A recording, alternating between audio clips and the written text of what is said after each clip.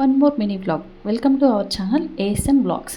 Nature మీద ప్రేమ ఉండాలే కానీ మనం ఏదైనా చేయొచ్చు. మిద్దె తోట పెంచాలని ఎప్పటి నుంచో నా డ్రీమ్ అండి. అందుకోసం కొన్ని సీడ్స్ అయితే వేసాం కదండి.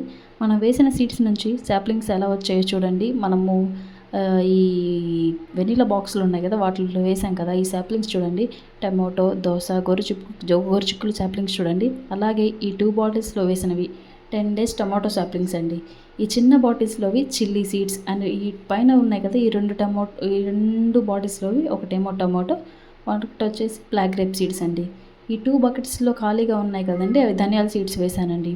1 week అయింది కానీ ఎందుకో సాప్లింగ్స్ మరీ రాలేదు. చూద్దాం ఎందుకక్క ఇన్ని సాప్లింగ్స్ టమాటోస్ వేసానంటే, ఇప్పుడు సమ్మర్ కదా, కొంచెం టమాటోస్ ఎక్కువ కాస్ట్ ఉంటాయని చెప్పేసి ఇంట్లో టమాటోలు పెంచుకోవాలని వేశాను. పనిలో పనిగా మన కంపోస్ట్ని కూడా చూసేద్దాం. రీసెంట్గా దాంట్లో ఎండుటాకులు వేశాను, డెకరేషన్ ఫ్లవర్స్, నందివర్ధనం ఫ్లవర్స్ వేశాను.